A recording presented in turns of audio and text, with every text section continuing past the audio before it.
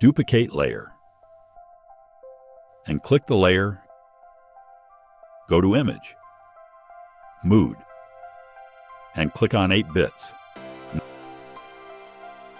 Now go to Filter or Blur, Gaussian Blur, adjust radius, and click OK.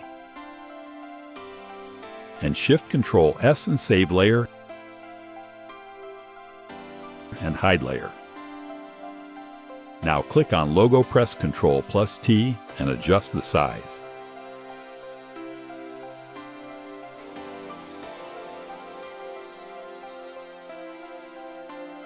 Then change the blending mood to screen.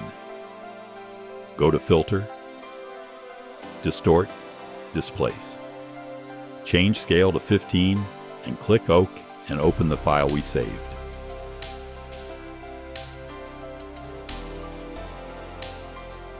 And now open blending options. Hold Alt and drag into left.